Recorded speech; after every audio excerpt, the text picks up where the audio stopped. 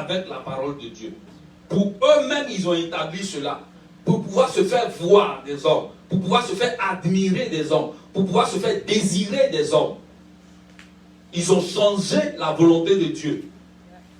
Alléluia. Amen. Tu peux continuer au verset 13. Malheur à vous, scribes et pharisiens, hypocrites, parce que vous fermez aux hommes le royaume des cieux. Vous n'y entrez pas vous-même, et vous ne laissez pas entrer ceux qui veulent entrer. Malheur à vous, scribes et pharisiens, hypocrites, parce que vous dévorez les maisons des veuves, et que vous faites pour l'apparence de longues prières. À cause de cela, vous serez jugés plus sévèrement. Malheur à vous, hypocrites et pharisiens. Malheur à vous, scribes et pharisiens hypocrites, parce que vous courez la mer et la terre pour faire un prosélyte, et quand il est devenu, vous en faites un fils de la géhenne, 2 fois plus que vous. Malheur à vous, conducteurs aveugles, qui dites, si quelqu'un jure par le temple, ce n'est rien, mais si quelqu'un jure par l'or du temple, il est engagé. Insensé et aveugle, lequel est le plus grand, l'or ou le temple qui sanctifie? Lequel est le plus grand, l'or ou le temple qui sanctifie l'or? Amen, c'est bon. Donc voici un peu comment le Seigneur Jésus-Christ décrivait ces gens-là. Parce que pour eux, ils ont pris la parole de Dieu et ils l'ont transformée, ils l'ont modifiée en leur intérêt. Ils disent par exemple, on prend pour l'or, non, si quelqu'un jure par le temple, tu peux t'asseoir, il n'est pas engagé. Non, mais c'est par l'or du temple là, c'est ça qui est bon. Donc, si tu dis non, Dieu doit faire quelque chose pour moi, non, ça ce n'est rien. Mais si tu donnes l'argent au pasteur pour dire que Dieu fasse quelque chose pour toi, alors c'est quelque chose. Donc, voici un peu comment ils avaient modifié la volonté de Dieu. Comment ils avaient transformé les préceptes de Dieu en préceptes humains. Les commandements de Dieu en commandements humains. La volonté de Dieu en volonté humaine. Pour se faire voir, pour se faire plaisir. Leur pensée était l'argent. L'or du temple, là, c'est là qui est bon. Si tu jures sur l'or du temple, alors c'est bon. Mais si tu jures sur le temple, tu n'as rien fait. Donc, voyez un peu leur pensée. C'était ça. L'enrichissement illicite par la manipulation de la parole de Dieu. Alléluia. Et c'était ça un peu leur développement, c'était ça un peu leur manière de faire. On peut voir en Jean 8, 1 à 11, on va avoir un autre point de ces gens-là. Verset 1 à 11.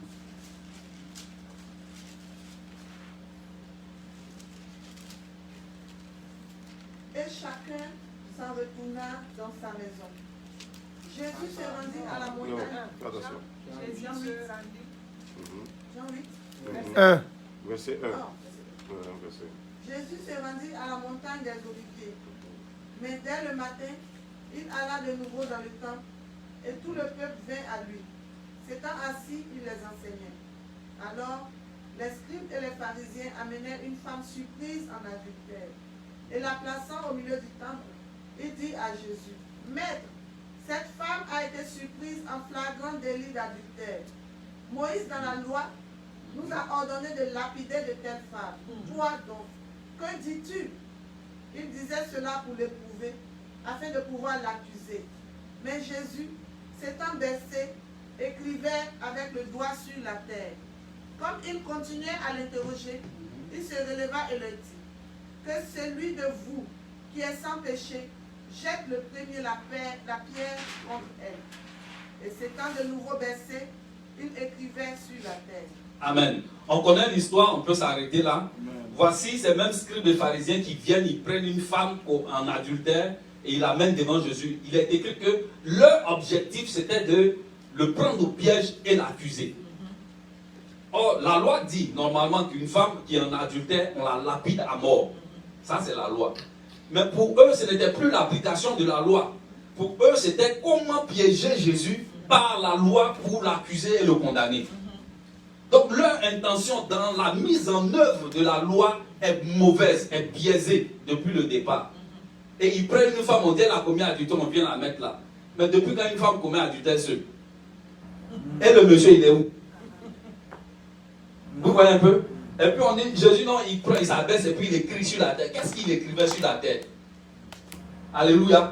Il a écrit le nom de ceux qui ont commis adultère avec cette femme. Alléluia. Parce qu'une femme ne peut pas commettre adultère seule. Ce n'est pas possible. Et ce sont eux-mêmes qui ont commis adultère avec cette femme-là pour l'accuser, pour l'amener devant Jésus en vue de la tuer. Juste pour condamner Jésus. Donc, la manipulation de la volonté de Dieu, ou bien, on ne peut pas, j'ai dit, de la loi de Dieu, c'est mieux. C'était ça, leur leitmotiv. Il est écrit que, donc, parce qu'il est écrit, donc, on fait comme ça. Mais leur intention, leur motivation, leur objectif, c'est eux-mêmes. Accuser, condamner les autres. C'était ça leur prêche. Comment condamner quelqu'un? Par les Écritures. Frère, c'est possible. Il y a des tournures. Quand tu prends ça, c'est un fardeau pesant sur la personne. Et la culpabilité gagne du terrain. Écrase cette personne-là de telle sorte qu'elle n'a plus de repères. Sinon, venir se mettre au pied de ces gens qui disent qu'ils sont hommes de Dieu pour pouvoir encore être abusés. C'était ça les pharisiens. C'était ça les sadducéens. Et aujourd'hui, il y a plusieurs qui sont devenus experts dans la manipulation des Écritures pour pouvoir abuser les gens. Mais seulement nous serons épargnés si nous-mêmes nous connaissons les Écritures. Amen. Parce que si tu ne sais pas, le gars il va prendre, il va te lire, voici c'est écrit, tu vas voir que c'est écrit. Eh bien si c'est écrit, qu'est-ce que tu fais? Tu vas pratiquer. Parce qu'il est écrit que non, Élie, il a étendu la jeune fille et puis il s'est couché sur elle pour prier. C'est écrit. Donc il va te dire, non, viens que je prie pour toi, jeune fille, étends-toi, je vais prier, je vais me coucher sur toi pour prier. Et plusieurs ont été abusés comme ça. Mais si tu connais les Écritures, tu vas dire, il est aussi écrit que. Comme Jésus a dit au diable dans le désert. D'où l'importance de s'attacher au pain sans levain. C'est-à-dire connaître la volonté de Dieu, connaître l'évangile de Dieu, connaître les Écritures, connaître la prédication vraie. Pour pouvoir faire face à toute fausseté. Parce qu'il est écrit, jette-toi du haut du temple de peur que Dieu va ordonner à ces gens de te tenir dans leurs mains, de peur que ton pied ne heurte contre une pierre. Il est aussi écrit, tu ne tenteras pas le Seigneur ton Dieu. Donc ce sera écriture contre écriture. Connaissance contre connaissance. Vérité contre le mensonge, contre la manipulation. Il faut connaître les Écritures. Il faut connaître la parole de Dieu. Il faut connaître ce que cela signifie en vue de ne point être manipulé. Alléluia. C'est ça le pain sans levain. Le pain sans levain, c'est l'enseignement, la réception, la compréhension, la croyance, la mise en pratique de l'évangile vrai révélé par Jésus-Christ. Quand on fait cela, alors nous sommes en train de manger le pain sans levain. Amen. Et c'est ce qu'il faut qu'on fasse. Parce que si on ne mange pas ce pain-là, ce sera un autre pain qui va nous être livré. Un pain levé, mais levé de malice, de tromperie, de fourberie, levé de toutes sortes d'impuretés. Nous sommes responsables de ce que nous écoutons, de ce que nous croyons, de ce que nous pratiquons. Amen. Amen. Quand les gens viennent nous tromper, ils ne nous obligent pas. C'est vrai. Quand la tentation vient, la tentation ne t'oblige pas à céder. C'est vrai que souvent c'est difficile, c'est attrayant, il y a toutes sortes d'émotions qui nous traversent. Mais il n'y a aucune obligation de céder. Ça c'est clair. Quand le diable amène quelqu'un à pécher, le diable n'est pas coupable du péché de la personne. Il est coupable de la séduction. Mais non du péché de la personne. La personne est tenue pour responsable. Donc nous avons le choix de dire non à toute tentation, à toute séduction. Et nous avons le pouvoir en nous-mêmes de le faire. Parce que comme il est écrit, il y a deux possibilités. Soit tu tiens ferme, ou bien soit tu échoues. Ok? Donc comme l'objectif de Jésus ce n'est pas notre échec, mais plutôt le fait qu'on demeure dans sa volonté. Donc si on ne rentre pas en tentation, jamais on ne va échouer. C'est pas. Mais le souci, c'est que l'être humain a en lui-même un enclin au péché. Donc si tu rentres dans la tentation et que tu n'es pas fort en toi-même, et que tu n'as pas un objectif précis, et que tu ne veux pas te battre contre la tentation, frère, la tentation, ça fait plaisir. Il ne faut pas qu'on se cache. Ça fait plaisir à la chair de l'homme. Ça fait plaisir aux yeux des hommes. Ça fait plaisir à écouter. Ça fait plaisir à pratiquer. Voici pourquoi souvent on le fait, malheureusement. Quoi qu'on ne doit pas le faire. Donc c'est comme si tu demandes à un enfant dans une boutique de bonbons, ne mange pas le bonbon. Tu vois un peu la difficulté que cela représente pour l'enfant, sachant que tous les enfants aiment les bonbons. Imagine si l'enfant ne rentre pas dans la boutique de bonbons. Il ne sera pas soumis à la tentation de manger le bonbon. Donc voici l'importance de ne pas être soumis à la tentation. Amen. J'espère que j'ai répondu à la question. Merci. Donc, les Sadducéens, comme je le disais, ce sont les descendants du souverain sacrificateur Sadoc. On peut le voir, on ne va pas lire, mais je le dis pour ceux qui notent. 1 Chronique 6, 8. 1 Chronique, chapitre 6, verset 8. Donc ça, ce sont les Sadducéens. Ils étaient en totale opposition avec la doctrine des pharisiens. Mais ils étaient quand même ensemble dans la gestion. Les Sadducéens étaient plutôt des gens qui étaient dans le gouvernement qui régnait sur Jérusalem dans le temps-là. C'était les pasteurs de la République entre griffes. Voilà, comme on en voyait souvent dans le temps-là. Des gens qui rentraient, non, ça c'est le pasteur d'eux, c'est le chantre d'eux, hein, dans le gouvernement. Voilà. Eux, ils représentaient ça. C'était des pasteurs politiciens, les Sadducéens, comme aussi on peut les traduire ici en ce temps. Donc, c'est un peu ça. Donc, j'ai dit qu'on allait prendre Matthieu 15, 1 à 9. Alors, les pharisiens et les scribes vinrent de Jérusalem auprès de Jésus et dirent: pourquoi tes disciples transgressent-ils la tradition des anciens? Car ils ne se lavent pas les mains quand ils prennent leur repas. Et Jésus leur répondit: et vous, pourquoi transgressez-vous le commandement de Dieu au profit de votre tradition?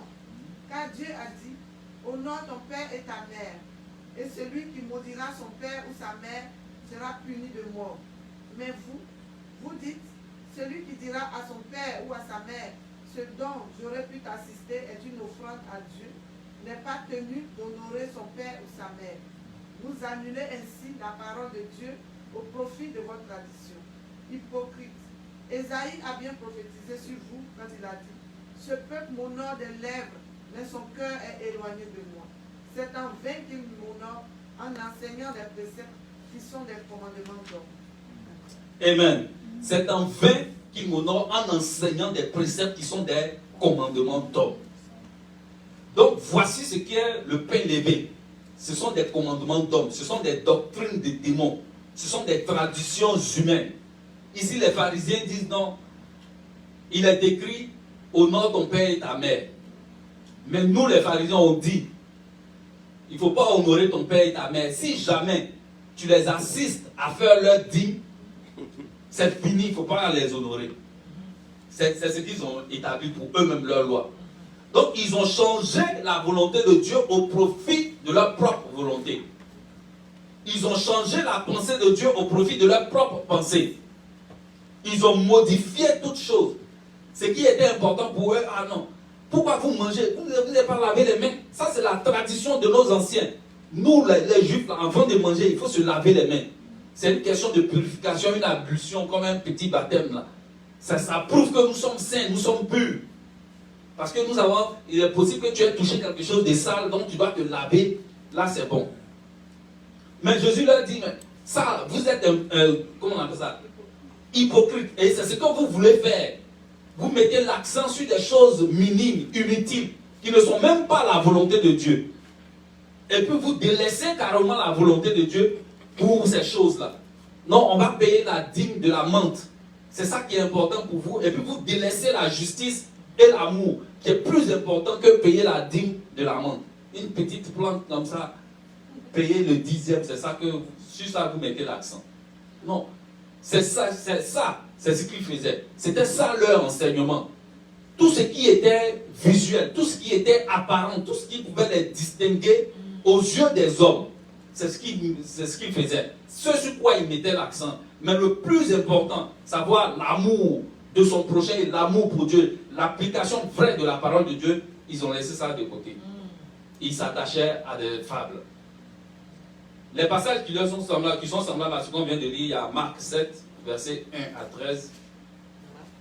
Marc chapitre 7, versets 1 à 13. Ésaïe 29, verset 13. On a déjà lu Matthieu 23, verset 1 à 36. Ésaïe 29, 13. Et puis Matthieu 23, 1 à 36 qu'on avait déjà lu. Donc l'enseignement des pharisiens et des sadducéens consistait à se faire voir, à recevoir les honneurs. Cet enseignement-là consistait aux traditions humaines. Nous, dans notre église, là, voici comment on fait. Et c'est carrément contraire à la volonté de Dieu. Il y a un pasteur dans un pays anglophone proche de la Côte d'Ivoire. Lui, il lave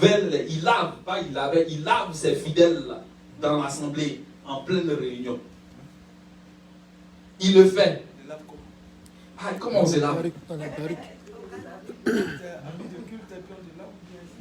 Les gens se déshabillent et puis ils les lavent. Il n'est pas dit Ghana.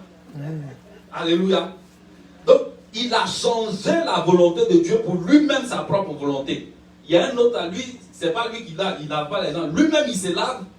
Et puis, l'eau de son bain, là, il donne pour boire.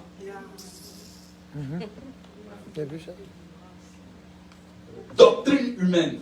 Doctrine des démons. Aïe. Ils boivent. Peut-être c'est fini. J'ai dit, Marie-Constance, ton joli nom, c'est vrai, ils ont fait ça. Malheureusement, ils ont fait ça. Elle a dit, ils sont envoûtés. Ok, c'est possible. Mais celui qui s'est laissé, celui qui a fait ça, celui à qui on a fait ça, il est coupable d'avoir subi ça. Parce que personne ne l'a obligé. Voilà. Il a dit. Et puis les gens sont allés faire. Que tu sois envoûté ou pas, tu l'as fait. Et parce que tu l'as fait, tu es coupable de l'avoir fait. S'ils avaient pris la peine de lire les Écritures, ils allaient connaître la volonté de Dieu et ils n'allaient pas faire ça. Si c'était attaché à la parole vraie, pure de Dieu, ils n'allaient pas faire ça. Mais ils ont préféré suivre des fables, des doctrines humaines, des doctrines des démons, des choses bizarres. Tout ce qui est bizarre, c'est ce qui les intéresse. Et ça, c'est rien. Il a fait pire que ça, mais je ne vais pas mentionner ça ici. Que Dieu nous garde de ces gens-là.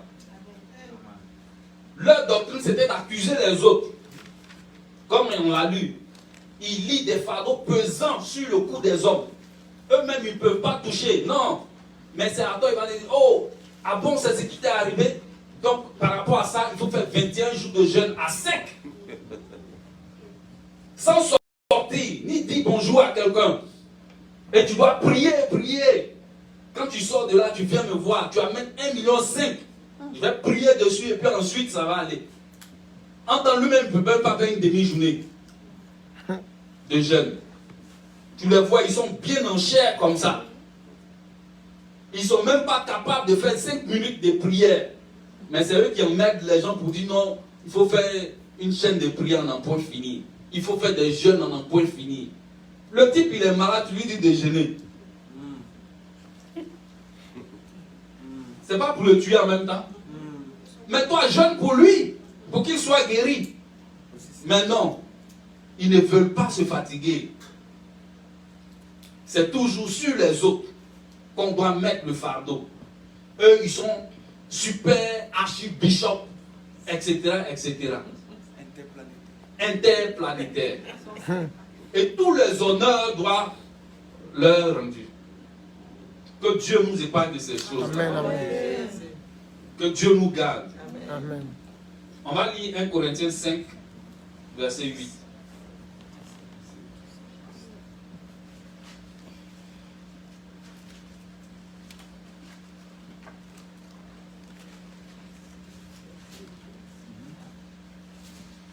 Célébrons donc la fête, non avec du vieux levain, non avec un levain de malice et de méchanceté, mais avec des pains sans levain, de la pureté et de la vérité.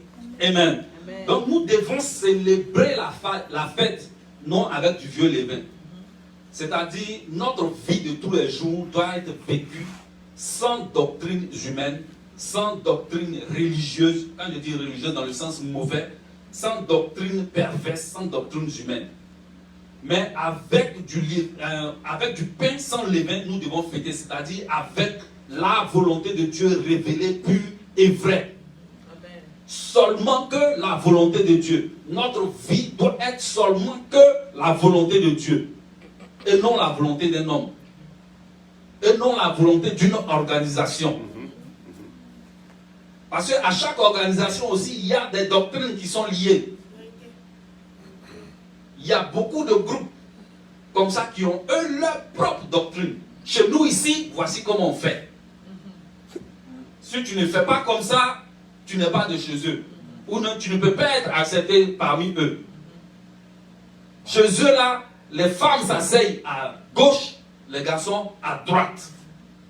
C'est comme ça. Ça, c'est leur propre doctrine. Parce que dans les Écritures, moi, je n'ai pas encore vu ça. Non. Et voici comment ils font. J'ai fréquenté un groupe là, vraiment. Peut-être après, j'ai dit à chose. C'était extraordinaire, frère. Non, c'était extraordinaire. Ils nous ont fait voir de ces choses-là. Mais comme Dieu est fidèle, il nous a préservés, il a permis qu'on sorte de là. Vous avez subi. Ils ne disent pas avant de rentrer. Non, c'est subtil. leur nom. Je ne sais pas si vous avez entendu parler, les limoudines de Rabbi Josué. Les limoudines de Rabbi Josué. Façon, vous ne savez pas ce qui c'est là. C'est comme ça, ce qui se passe dedans, on ne sait pas. Non, mais c'est extraordinaire. Non, on va les laisser de côté. Mais ils ont le verbe. Ça, faut pas. Connaissance des Écritures, ils ont ça. Manipulation des Écritures, ils ont ça. Non, au pays. Donc, si tu n'es pas ancré dans les Écritures, tu viens devant eux, non. Ils vont te ramasser rapidement. Mais ce qui est derrière n'est pas sain. Voilà. Ce n'est pas authentique, ce n'est pas vrai. Donc, que Dieu nous garde de ces choses-là et nous préserve. Amen. Demeurer dans l'évangile pur et vrai en vue d'avancer. Alléluia. Amen. Parce que c'est ça qui est notre part. La pureté et la vérité de l'enseignement. Amen, amen, amen. La pureté et la vérité de l'enseignement. Alors, nous allons ainsi fêter la fête des pains sans levain.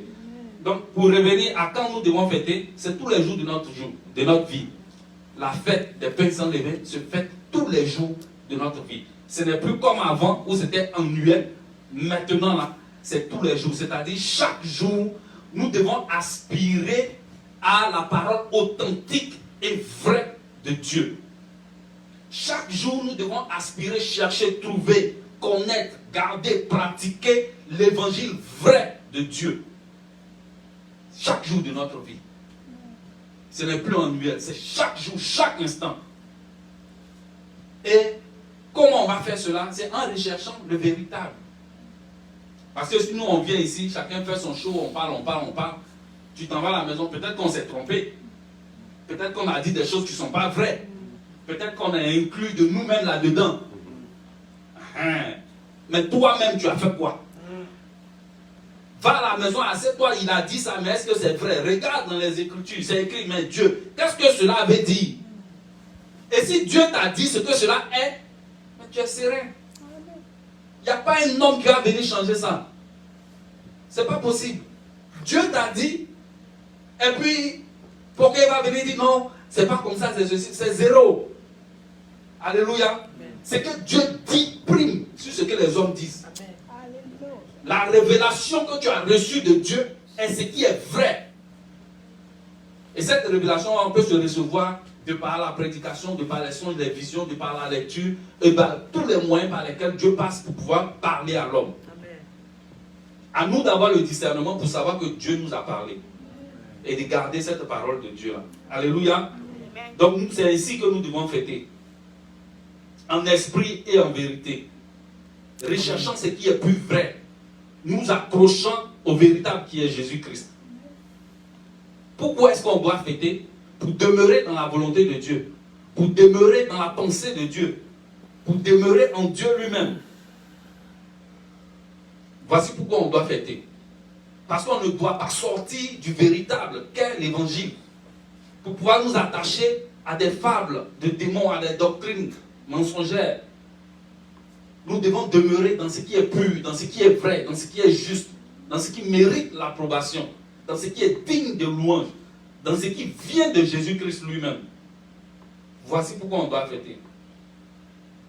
Dans le cadre de la Pâque, on doit fêter pour conserver le souvenir de la délivrance que Dieu nous a apportée, en vue de demeurer en lui. Dans le cadre de la fête des pains sans levain, nous devons fêter pour pouvoir toujours nous nourrir, manger ce qui est révélé, ce qui est pur et ce qui est vrai.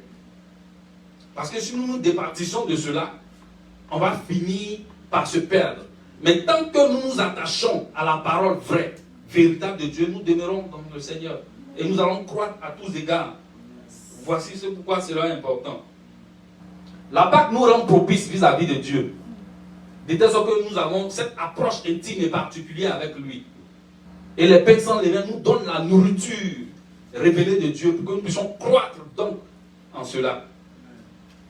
Amen. Amen, amen. Il y a une corrélation très importante entre la Pâque et la fête des pains sans levain. Ces deux fêtes-là se passent, si vous voulez, de façon concomitante. La fête de la Pâque se passe le 14e jour du premier mois. Et la fête des pains sans levain, c'est le 15e jour du premier mois. Mais ça commence, si vous voulez, le 14e jour. Donc ces deux fêtes-là sont imbriquées l'une dans l'autre. On ne peut pas fêter la fête des pains sans levain sans pour autant fêter la fête des Pâques. C'est-à-dire de façon prophétique. Pour que tu puisses recevoir la révélation des mystères de Dieu, il faut que déjà tu aies connu la révélation du mystère de la Pâque. C'est-à-dire que tu aies cette approche particulière, intime et personnelle avec Dieu. Lorsque cela est, la révélation des mystères de la parole de Dieu te sera ensuite accordée. Alléluia. On va lire ça dans un passage et puis on va avancer. Luc 22, verset 1.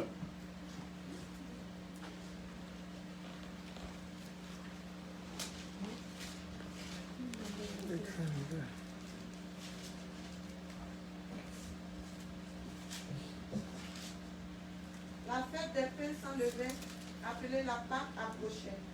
Les principaux sacrificateurs et les scribes cherchaient les moyens de faire mourir Jésus, car ils craignaient le peuple. Amen. Donc ici, il est écrit la fête des pains sans levain, appelée la Pâque. C'est comme si c'était la même fête.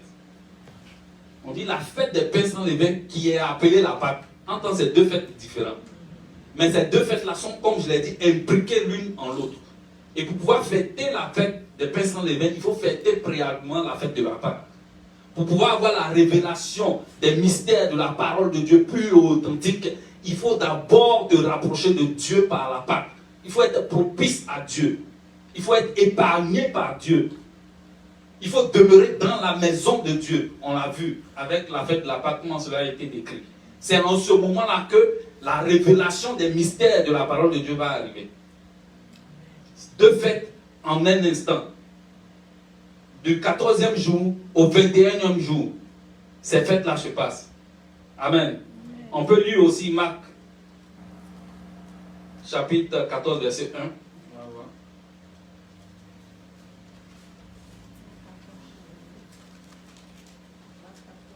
Verset 1. La fête de Pâques et de pain sans levain devait avoir lieu 2 jours après. Les principaux sacrificateurs et les scribes cherchaient le moyen d'arrêter Jésus par ruse et de le faire mourir. Amen. Donc ici il dit la fête de Pâques et des pains sans levain. C'est pour dire que ces deux fêtes-là, comme je l'ai dit, c'est pour attester du fait que ces deux fêtes-là étaient en même temps, se pratiquaient en même temps.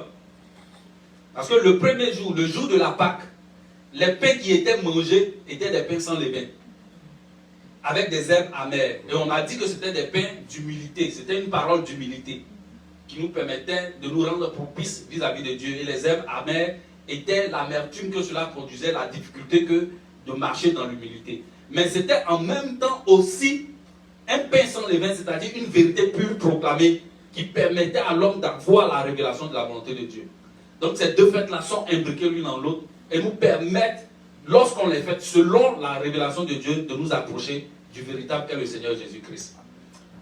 Je prie que le Seigneur nous rende capables de comprendre davantage les mystères de ces fêtes, de la Pâque, pour nous rapprocher de lui de façon propice et qui nous donne la révélation de sa parole pure et vraie, sans tâche, sans doctrine humaine, sans compromission, afin que nous puissions grandir en toutes choses en sa volonté.